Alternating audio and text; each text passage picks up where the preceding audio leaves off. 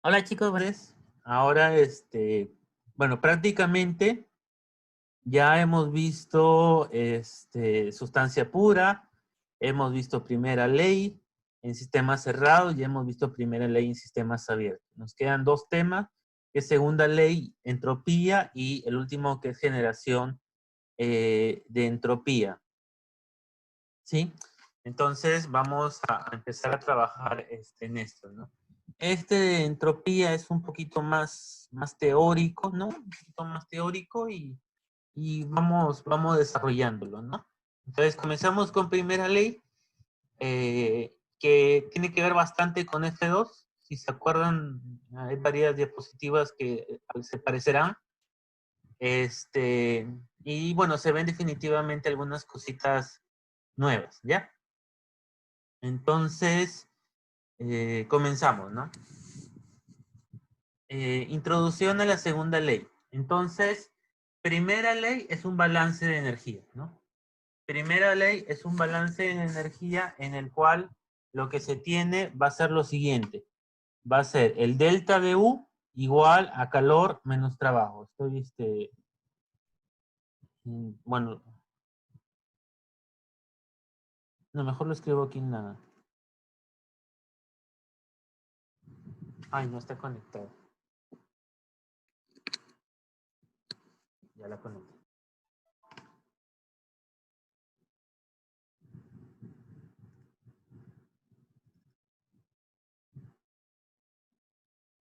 No quiere conectarse. Ya está. Aquí está. Entonces, en primera ley, lo que hemos visto es delta de U es igual a calor menos trabajo, ¿no?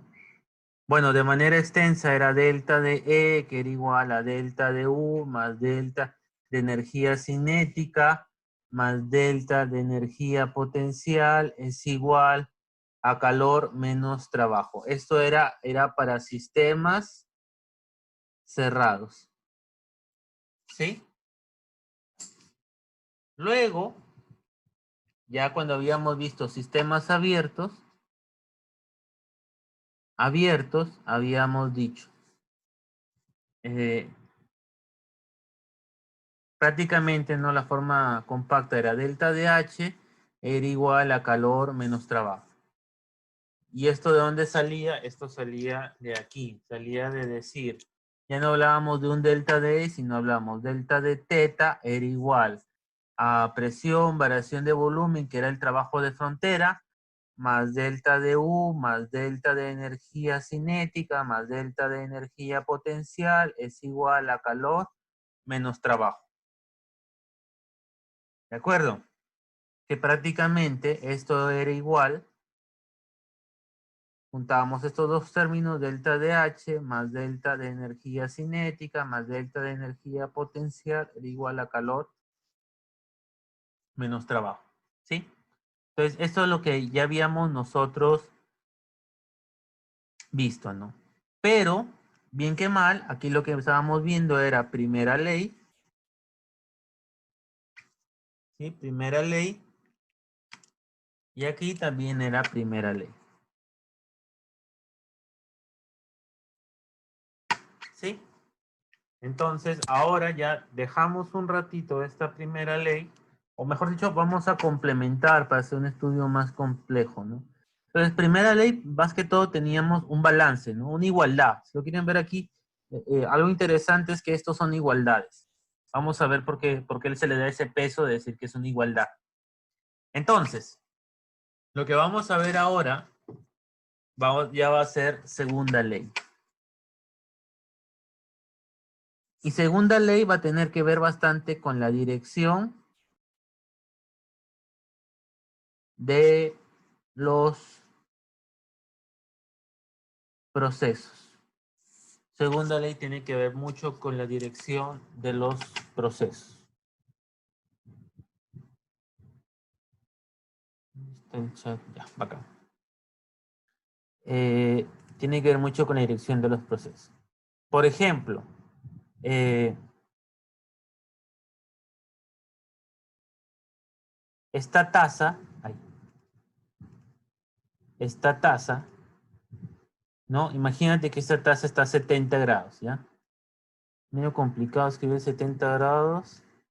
Y aquí es temperatura ambiente. Vamos a ponerle 30, más fácil. Entonces, ¿el calor de qué dirección va? El calor va a ir de mayor a menor temperatura, es decir, el calor va a ir en esta dirección.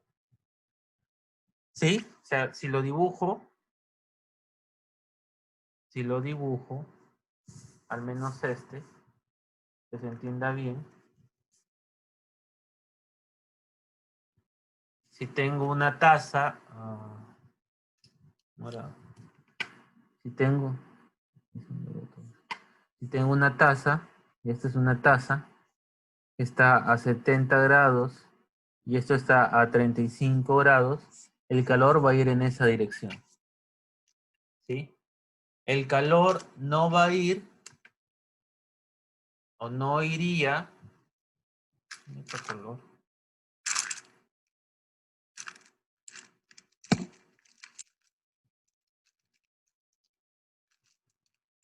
El calor no iría en esta dirección. No va a ir en esta dirección. ¿Por qué? Porque tendría que ir de 35 a 70 y eso no ocurre. Porque el calor siempre va de mayor a menor temperatura. O sea, y aquí es donde estamos definiendo lo que es esta dirección y sentido, si lo quieren decir, ¿no? Si lo quieren decir entre comillas, ¿no? Entre comillas es una dirección y un sentido, ¿sí? O sea, se da de mayor, esa transferencia de calor, se va a dar sí o sí de mayor a menor temperatura. No hay de otra. No podría ser el inverso. Aquí, por ejemplo, ¿qué es lo que va a pasar? O sea, nadie, ¿no? Nadie, bueno, que estudia ingeniería, UDEP, ¿no? No, nos diría lo siguiente, nos diría que, ¿qué es lo que va a pasar? Que de magia, este bloque se va a enrollar y va a hacer que estas paletitas giren, ¿no? O sea, si tú ves esta imagen, aunque no sepas qué cosa es, tú dices, ¿qué va a ocurrir? Ves tu cable, ves que está enrollado y dices, ah, ya, este peso va a caer y va a hacer girar esto. Y como va a girar, va a haber un poquito de fricción, se va a generar calor. ¿Sí? Eso es lo que va a ocurrir. O sea, la dirección de este proceso básicamente sería que esto caiga. ¿Por qué? Porque hay gravedad. No creo, ¿no? Que algún alumno o alguno de sus compañeros diga, ah, no, aquí lo que va a pasar, eso va a subir solito, ¿no? Eso no pasa. Y si no me crees, ¿no? Haces el experimento, ¿no? Aunque es más que obvio, ¿no? Porque aquí, ¿qué es lo que va a ocurrir? Este tiene un peso. Y como tiene un peso por acción de la gravedad, va a caer. Entonces, nos damos cuenta que este también tiene una dirección, solamente de caída. No podría tener una dirección de subida. Y eso es muy importante. Luego, ¿qué más? Aquí, por ejemplo.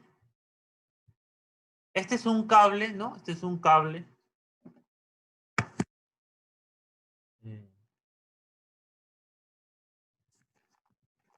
Y, por ejemplo, tengo el cable de cargador, ¿no? De un celular, ¿no? Entonces, ¿qué es lo que pasa? Si tú lo conectas, imagínate que le estás conectando, ese es el cable que está conectado a la red, ¿no? ¿Qué es lo que va a pasar? Lo que va a pasar va a ser lo siguiente. Como aquí está pasando una corriente, ¿no? Por este cable está pasando una corriente, que la vamos a llamar una corriente I. Si fuera mucha la corriente, ¿no? O capaz a alguno de ustedes le ha pasado, si pasa mucha corriente a través de un cable, un calor, ¿no? No sé si a ustedes alguna vez le habrá pasado, ¿no? Cuando tienes un elemento que tiene mucha carga y el cable no está muy bien dimensionado, se calienta, ¿sí? Eso va a tender a calentarse. O se quema el cable. Si es demasiada la corriente, el cable se quema, ¿sí? Si es demasiada la corriente, el cable se puede quemar. Entonces, generalmente, ¿qué es lo que pasa? Y esto, si no sé si ustedes se ponen a pensar, es el caso de un hervidor, ¿no? Un hervidor que, o sea, el cable es un elemento tipo resistivo. Un hervidor eléctrico también tiene una resistencia dentro. Entonces, ¿qué es lo que pasa? Lo que pasa va a ser que,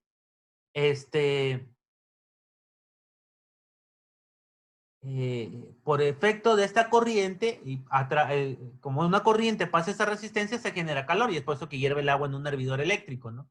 Ahora, lo que no va a pasar, ¿no? Alguna vez me pasó con un tesista, es que tú pongas un cablecito por aquí, o pongas un encendedor cerca, ¿no? Imagínate que tienes tu encendedor, yo por aquí tengo un encendedor, ¿no? Justamente lo que no he hecho en años, recién lo puedo hacer. Entonces, imagínate, ¿no? Que pones este encendedor aquí, ¿sí? Y acerques el cable, ¿no? Y digas, oye, ¿sabes qué? Va a empezar a cargar mi celular, por ejemplo, ¿no? O sea, ya sería el colmo, ¿no? ¿Sí? Entonces tú conectas tu celular, ¿no? Imagínate, no hacemos el ejemplo, ¿no? Conectas el celular, no lo conectas aquí a nada y dices, oye, ¿sabes qué? Voy a poner aquí una fuente de calor y vamos a ver si se calienta, si se carga mi celular, ¿no?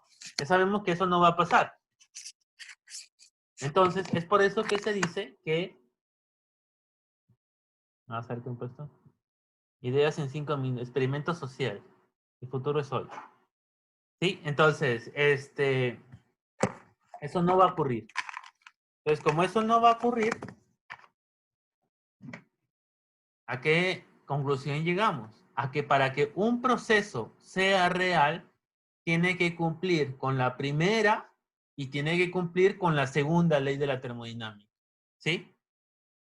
O sea, los procesos inversos hasta podrían calcularse en esta igualdad, ¿no? En la igualdad que ya les había mostrado, pero eso podría calcularse en esta igualdad.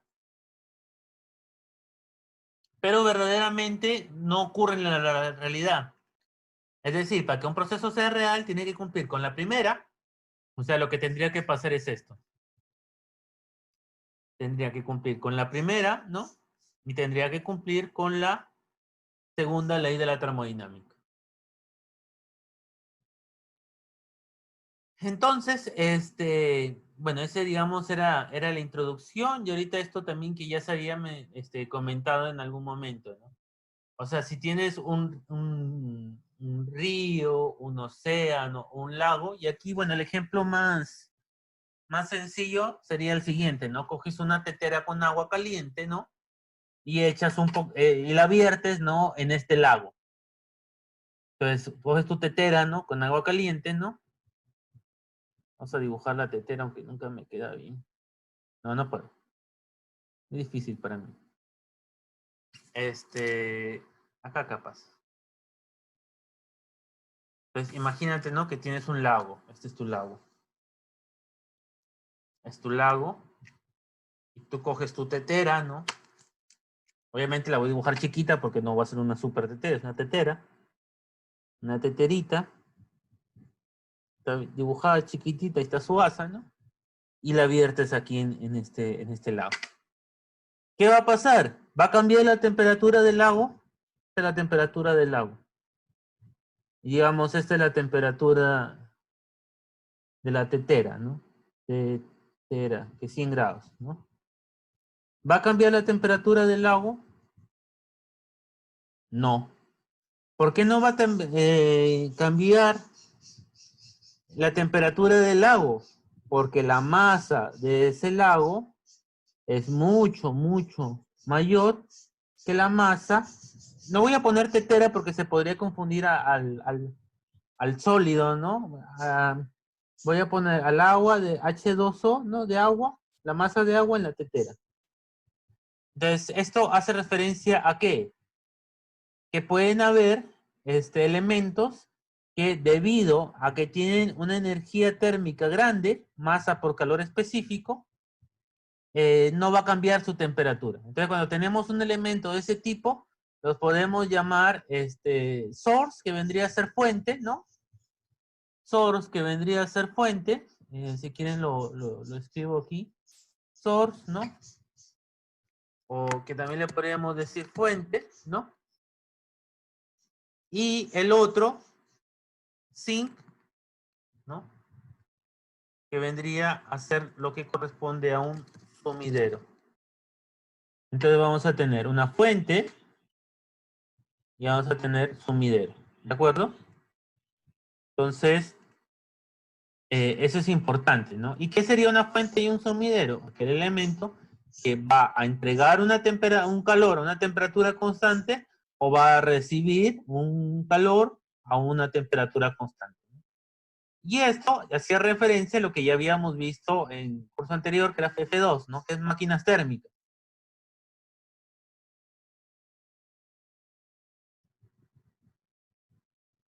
Máquinas térmicas.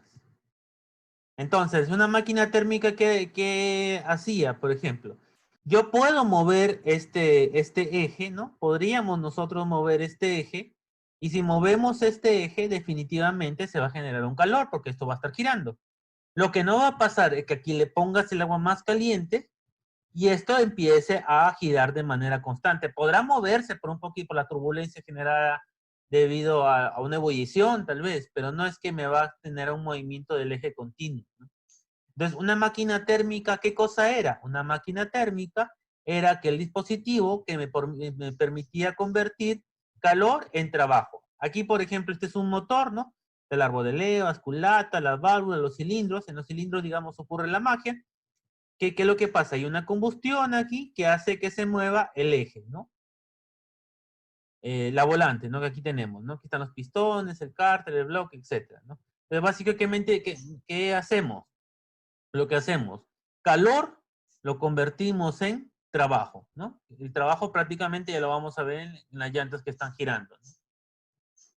Entonces, una máquina térmica funcionaba de esta manera. Si se dan cuenta, este es un repaso de F2, ¿ya? Así que tampoco debería ser cosa muy compleja, ¿no? Entonces, esta era una máquina térmica, ¿no? Tenía un calor de entrada, un trabajo neto de salida. Ese trabajo neto, debe estar por aquí, o lo escribo, ¿no? Uy, pero escribir aquí es una eternidad. Ah, bueno, igual lo escribo. Vamos a ver. Para los que no se acuerdan,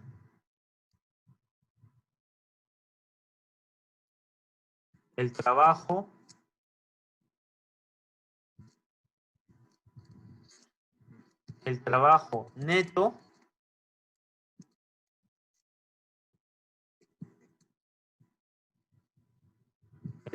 neto que era igual, el trabajo neto era igual, ¿qué cosa? ¿Alguien se acuerda? Era igual al trabajo de salida menos el trabajo de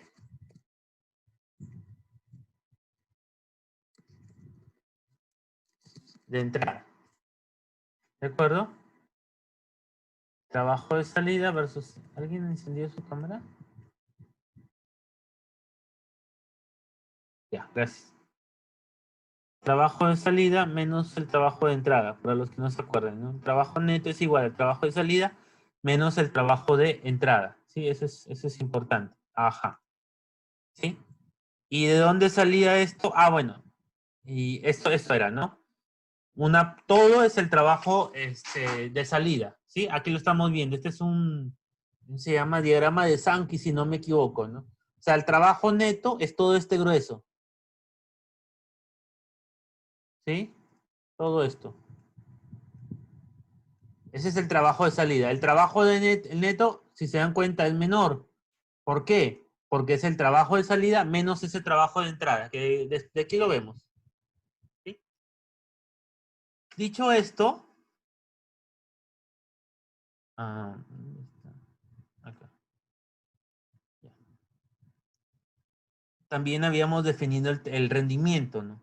El rendimiento prácticamente es lo que recibo sobre lo que doy. ¿Ya? Además, si quieren lo escribimos. Insertar, ecuación, y está por aquí. Voy a poner un igual de una vez. Entonces, el rendimiento, ¿qué será? El rendimiento va a ser letras griegas. ¿Dónde está el eta? Eta. El rendimiento va a ser esto. Diseño. Vamos a poner aquí. Listo. Va a ser el trabajo neto, o sea, es lo que recibo sobre lo que doy. Esa es una definición rápida que corresponde a rendimiento, ¿no? Lo que recibo sobre lo que doy. Que se puede ver, ¿no? El trabajo neto es lo que yo recibo. Y el calor de entrada total va a ser lo que doy. Entonces, ¿cuál va a ser la idea? La idea va a ser que yo nunca en termodinámica puedo recibir más de lo que doy. ¿Sí? O sea, yo en termodinámica nunca puedo recibir más de lo que doy. Entonces, termodinámica no es que tú das algo y vas a recibir más todavía. O sea, si yo doy 100 kilowatts como un calor de entrada, no puedo recibir 120. ¿Por qué? Porque no puedo recibir más de lo que doy. Es así de sencillo. Ese es el concepto de rendimiento.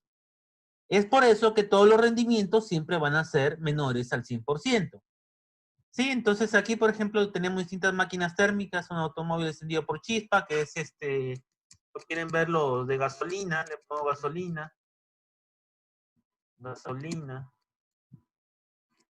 Uno de encendido por compresión, que sería un petrolero, si lo quieren llamar.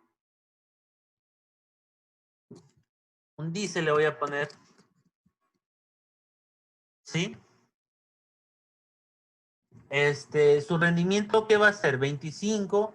¿Qué más? Bueno, si ustedes ven, ¿no? El motor diésel tiene mayor rendimiento que el auto de gasolina. Pero bueno, no lo vamos a discutir nosotros, no lo vamos a discutir nosotros aquí, ¿ya? Una planta de turbina de gas, que es esta, y aquí tenemos un sistema de potencia de ciclo combinado. ¿De acuerdo? Entonces, ¿qué pasa aquí? Aquí lo que está pasando, vale la pena explicarlo. Bueno, estos sirven para generar electricidad, ¿sí? Y más que todo aquí la idea o lo importante o lo interesante sería que si ustedes se dan cuenta, lo interesante de estas gráficas es que ustedes vean esto. Aquí los gases de combustión están yendo al ambiente, ¿no? O a donde se desechen. Aquí estos gases de combustión se están utilizando para calentar o para generar vapor. Es por eso que, si ustedes observan, lo voy a poner de otro color, color lila, este sistema de acá está aprovechando mejor la energía, porque aquí ya perdías estos gases de combustión.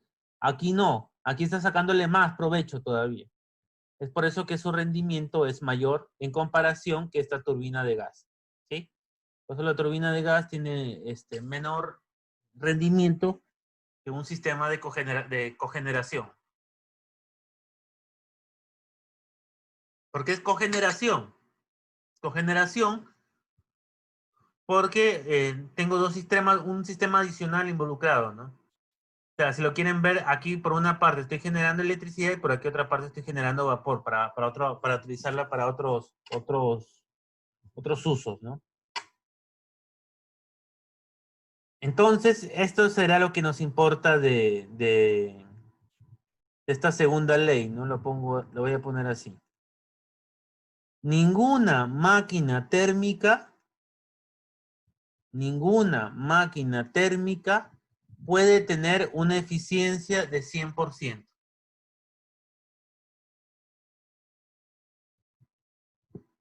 Como les digo, esto sí les puede, o sea, a ustedes sí les pueden, o sea, sí les interesa, ¿no? Al menos tener este conocimiento, ¿no? O sea, si en algún momento en una empresa, etcétera, etcétera, al menos saber esto, ¿no? No sé, que tengas un motor, ¿no? Que no sé, subalterno, alguien que tú estés trabajando te diga, no, el rendimiento de este es 120%, ¿no? Tú al menos tener claro eso, ¿no? O sea, que no podrías tener un rendimiento mayor del 100%, ¿no? ¿Sí? Entonces, eso es lo importante, ¿no? Ah, entonces, esto es lo interesante y de las cosas importantes de segunda ley. O sea, si algo te tienes que acordar al menos fuera de las fórmulas de eso, tendría que ser esto, ¿no? O sea, si de algo tendrías que acordar, porque al final de las fórmulas te olvidas, ¿no? Pero al menos deberías acordarte de eso.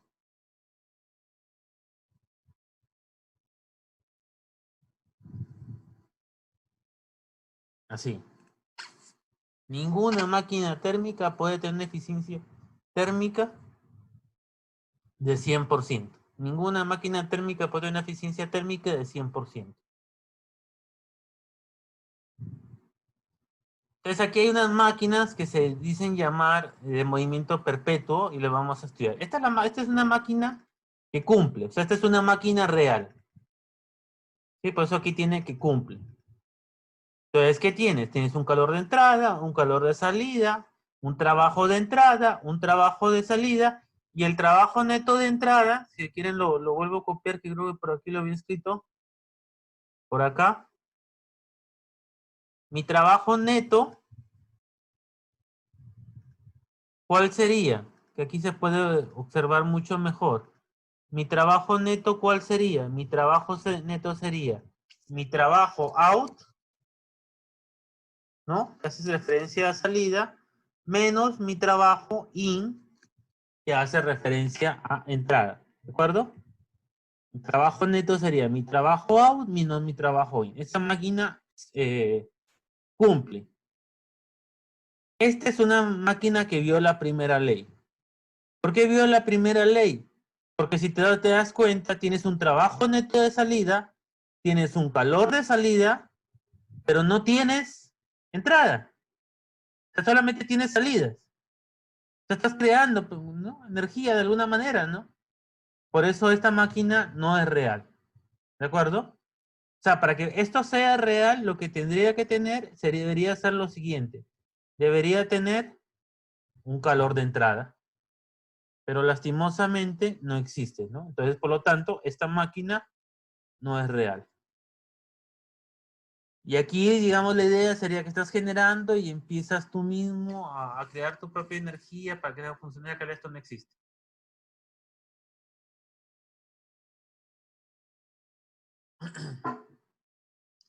Y este es otro tipo, porque verdaderamente cuando tú ves esto de aquí, este calor de salida, esto es pérdida. Dice Energy Sink, Sasha Atmosphere. O sea, este es un sumidero de energía, como por ejemplo la atmósfera. O sea, imagínate que tú estás en tu carro, ¿no? Entonces tú estás en tu carro, has manejado, no sé, de aquí a Sullana, que son 35 kilómetros, y por ejemplo, si tú tocas el tubo de escape de tu carro, ¿no? Después de haber hecho ese trayecto, que obviamente no lo hagas, te vas a dar cuenta que está caliente, ¿no? ¿Por qué? Porque tú estás eliminando gases de producto de la combustión, ¿no? O sea, gases calientes, ¿a dónde? A la atmósfera. Entonces, sí. Entonces, estás eliminando energía, ¿de acuerdo? Entonces, como estás eliminando energía, es pérdida. Porque si tú te pones a pensar, tú fuiste al grifo y echaste gasolina. Y utilizaste esa gasolina para moverte, para desplazarte. Y parte de esa gasolina me ha servido ¿para qué? Para calentar esos gases. Entonces, estoy perdiendo, estás perdiendo ahí. Está yendo parte de tu dinero en calentar eso. Por eso no te conviene verdaderamente eso. Entonces, alguien puede decir, oye, ¿sabes qué? Yo quiero una máquina de este tipo. Y una máquina de este tipo, ¿qué es? ¿Qué es lo que hace? Todo lo que recibe, lo da. ¿Sí? Bueno, aunque hay un trabajo de entrada, pero lo podríamos ver así, ¿no? De acuerdo a ese gráfico, ¿no? Porque realmente aquí hay un trabajo de salida y aquí hay un trabajo de entrada, ¿no? Pero si lo quisieras ver, es una manera de decir, no, todo lo que recibo lo doy. ¿Y eso por qué no puede ocurrir? Porque sería bonito, la verdad sería bonito y se ahorrara un montón de dinero. Porque es más, si tú te pones a ver los rendimientos, que era lo que estaba aquí, Los rendimientos son bajos. Mira, un 25% de rendimiento. ¿Sí? O sea, es como decir, yo estudié para el 20 y me saqué 5. ¿Sí? Todos estos rendimientos son bajos. No son tan buenos, ¿no? Un clásico, ¿no? Sí, es un clásico. Este se ve.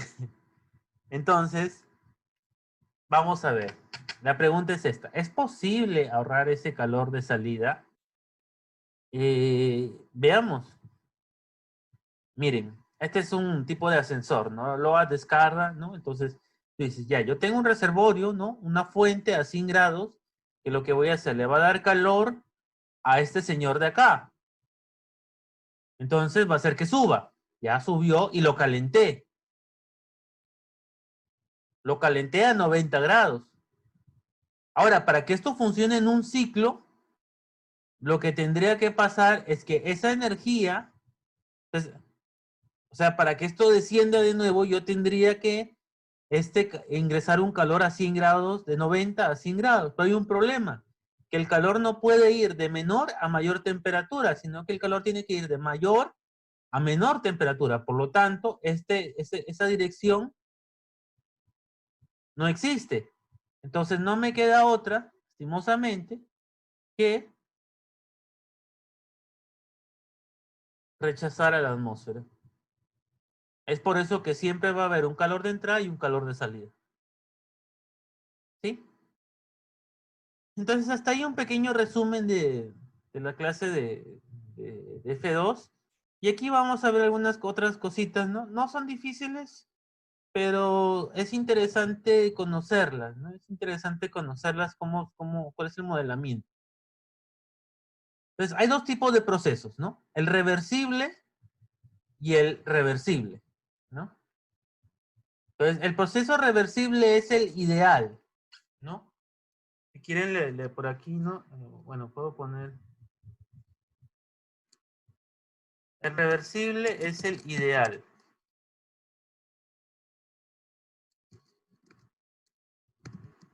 Y perdón, el reversible es el ideal y el reversible es el ideal. No se puede escribir. Creo que mejor se equivoca.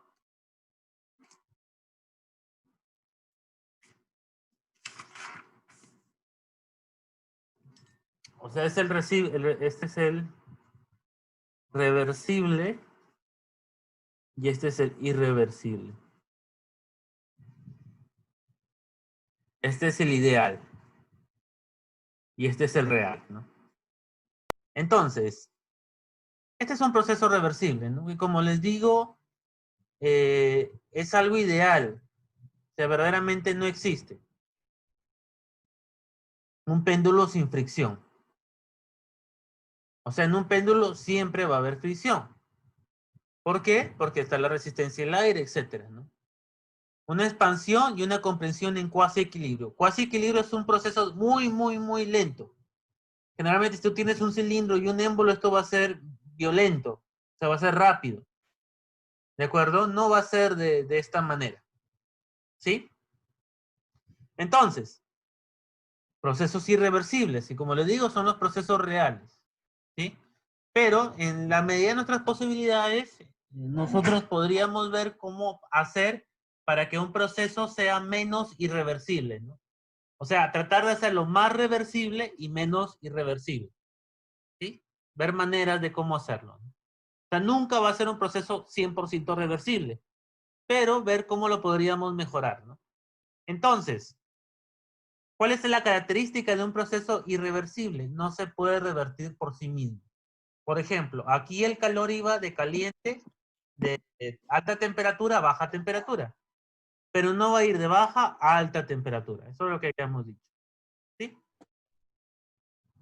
¿Cuáles son las irreversibilidades? La fricción, expansión libre, mezclado de dos fluidos, transferencia de calor, a través de una diferencia finita de temperatura. ¿Qué es una diferencia finita?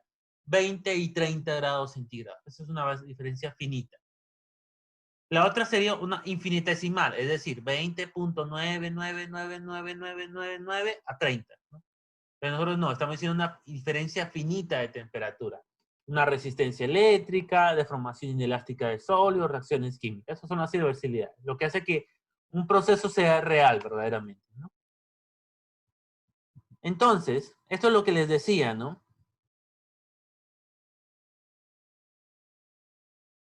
Mi rendimiento, que a nosotros siempre nos va a interesar tener un alto rendimiento, va a ser mayor siempre y cuando sean menores mis irreversibilidades, sean menores mis pérdidas, ¿sí? O sea, la idea es tratar de hacer un proceso más eficiente, ¿no? Entonces, ¿cómo hacemos este proceso nosotros más eficiente? Eh, lo vamos a ir viendo, ¿no? Pero hay que tener algo importante, ¿no? Que a medida que yo trate de incrementarle la eficiencia a un proceso, voy a tener que disminuir mis irreversibilidades. Y en ese proceso tiene que haber la palabra en inglés es trade-off, que vendría a ser por decirlo, un tipo de equilibrio. Entonces, hay maneras, ¿no?, de mejorar la eficiencia, de disminuir estas irreversibilidades. ¿Cómo lo haces? Haciendo un tiempo infinito, o sea, un tiempo cada vez más grande. Por ejemplo, si yo tengo una masa de 1 kilogramo y quiero transferir 4.190 kilojoules y mi calor específico fijado es si yo lo hago con un delta de temperatura de 1000, lo hago en un segundo. O sea, lo hago muy rápido. Pero si mi delta de temperatura es de 1, lo hago en 1000 segundos. ¿Sí? O sea, entrego lo mismo. La idea es siempre, o sea, a mayor delta de temperatura va a ser esto más irreversible, ¿no? O sea, aquí sería más irreversible y aquí sería menos irreversible. Pero el problema es que me va a gastar mucho más tiempo. Otro ejemplo, ¿no? Aquí, por ejemplo, ¿qué dice? No voy a hacer un tiempo muy grande, sino voy a aumentar el área, ¿no? O sea, para esta misma transferencia de calor ya no voy a necesitar un área de 1, sino un área de 1000 metros cuadrados, ¿no? O sea, que ya imaginarán que es demasiado, ¿no? ¿Cuáles son los procesos reversibles? Un péndulo sin flexión, ¿no? Estos ya son los procesos, digamos, si lo quieren ver, ideales, ¿no? Los que no vamos a llegar, ¿no? ¿Sí? O sea, verdaderamente, sí, si lo quisieras ver, este es el Capitán América, ¿no? O sea, no vas a llegar al Capitán América, ¿no? Vamos a ver qué tanto podríamos mejorar un proceso, ¿no?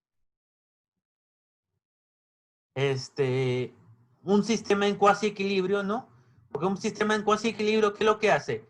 Hay un diferencial, un aumento diferencial de presión y hay una disminución diferencial de volumen, pero lo logro mantener en un sistema bastante lento. De tal manera que yo siempre puedo medir todas las propiedades dentro de este sistema, ¿no? Ese sería un proceso reversible. Y esta idea es bastante importante, miren. Y era lo que les decía. Los procesos reversibles que no son los reales, que son los ideales, son los que me dan más potencia. O sea, yo siempre voy a querer obtener más y son los que me consumen menos. ¿Sí? O sea, es el que me da más, o sea, lo que yo recibo me da más. Y los que consumen menos, o sea, lo que yo gasto menos. O sea, la idea verdaderamente siempre va a ser tratar de llegar a un proceso de este tipo. ¿Sí? O sea, el proceso reversible es el alumno que tiene 20 en todos los cursos y que encima no estudió. ¿Sí? O sea, es como lo que tú buscas, ¿no? Y el proceso irreversible, bueno, eres tú, ¿no? ¿Sí? Entonces, esa es un poquito la idea de por qué tratar de introducir este discurso de reversible e irreversible, ¿no? Porque si no, o sea, como que suena, ya me está diciendo, no hay fricción, son procesos lentos, etcétera, pero ¿para qué sirve, no? O sea, va a servir porque yo voy a tratar, o sea, lo ideal sería hacer un proceso reversible, pero por las condiciones de segunda ley no voy a poder.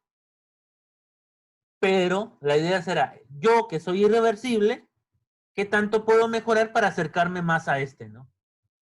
En nuestro ejemplito, ¿no? En nuestro ejemplito, aquí estabas tú, aquí está el Capitán América, y a lo que podrías, qué sé yo, eh, esperar, ¿no?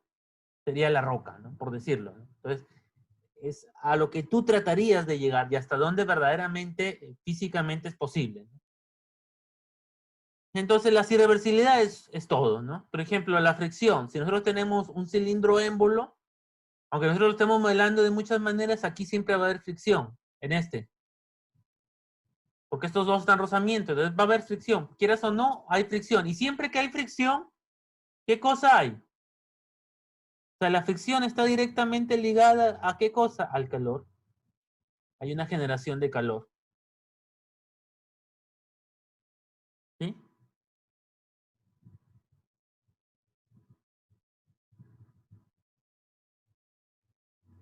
Bueno. Eraser, ya está. Irreversibilidades, ¿no? Una diferencia finita de temperatura. Vamos a ver qué dice. La transferencia de calor puede ocurrir cuando hay una diferencia de temperatura entre un sistema y los alrededores. Por lo tanto, es físicamente imposible para un proceso tener una transferencia de calor reversible. O sea, para que haya una transferencia de calor tiene que haber un delta de T, ¿no? Pero la reversibilidad disminuye a medida que el delta de T tiende a cero. O sea, mientras más cercana sea la diferencia entre el ambiente y el sistema, va a ser menos irreversible. ¿Sí? Cuando dt tiende a cero, el proceso puede ser invertido en dirección, al menos teóricamente sin requerir ningún tipo de refrigeración. Observe la transferencia de calor reversible, es un proceso conceptual y no puede ser duplicado en el mundo real. O sea, básicamente la idea siempre es esta, ¿no? O sea, si yo tengo una diferencia de temperatura, o sea, es decir, si esto es 20 y esto es 5 grados, va a haber un calor, por ley. Pero como la diferencia de temperatura es finita, o sea, es 15 grados, va a estar sujeto a unas irreversibilidades. Por lo tanto, este proceso tiene que ser sí o sí irreversible. No podría ser reversible. Eso sería solamente a nivel teórico. Eh, Aquí también, ¿no? Este es otro ejemplo de irreversibilidad en un proceso cualquiera, ¿no? Aquí tienes una alta presión, lo soltaste, esto se expandió, para que vuelva a su posición inicial tienes que empujarlo. Y al empujarlo estás introduciendo un trabajo que desde aquí hasta este punto no lo tenías, ¿no? Entonces estás modificando, o sea, básicamente modificaste el entorno, ¿no? O sea, no podrías tener el proceso en dirección contraria, ¿no? Por eso es que esto está dentro de segunda ley. Ahora, ¿qué es lo que se hace para los estudios en termodinámica? Tú dices lo siguiente, dices, voy a tomar el modelo de un proceso, inside the system, de un proceso internamente reversible, ¿no? Y para eso vas a tomar una frontera que no te tome en cuenta las irreversibilidades. Esto lo vamos viendo. Bueno, un proceso se denomina internamente reversible si no ocurren irreversibilidades dentro de las fronteras del sistema durante el proceso. Durante un proceso internamente reversible, un sistema pasa por una serie de estados de equilibrio. Cuando se invierte el proceso, el sistema pasa por los mismos estados de equilibrio mientras vuelve a su estado inicial. Es decir, las trayectorias de los procesos inverso y directo coinciden para un proceso internamente reversible. El proceso de cuasi equilibrio es un proceso internamente reversible. Vamos a ver. Entonces, miren, este es un proceso reversible, porque si te das cuenta, la temperatura es de 20.0000001 y aquí de 20. Aquí este es un proceso real, 30 grados, 20 grados. Pero tú dices, voy a trabajar con un sistema internamente reversible. Es como un tipo de artilugio para lograr hacer un estudio, ¿no?